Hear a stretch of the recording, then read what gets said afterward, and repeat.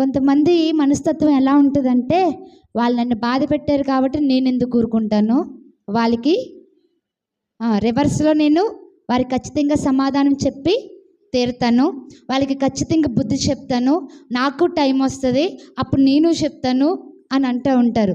అలా అంటే కనుక నీవు వల్లి పద్మానివి కానే కాదు.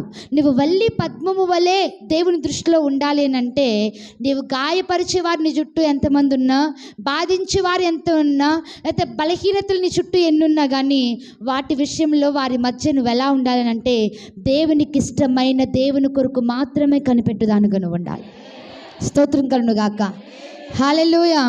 ఇప్పుడు బాగా వినండి. ఈ బలిరక్కసు చెట్ల మధ్య ఈమె ఉంది. ఏమంటే ఒక మాట చెప్తాను, అన్ని ముళ్ళ కంపలు ఉండి మధ్యలో ఒక మంచి మొక్క ఉందనుకోండి, దాన్ని ఎదగనిస్తాయా? యేసుక్రీస్తు ప్రభువు వారు చెప్పిన ఒక ఉపమానంలో అది కూడా ఉంది. ముళ్ళ పొదల మధ్య విత్తనాలు విత్తితే వచ్చినాయి, ఎదిగిందా అది మొక్క? ఎదగనివ్వదు.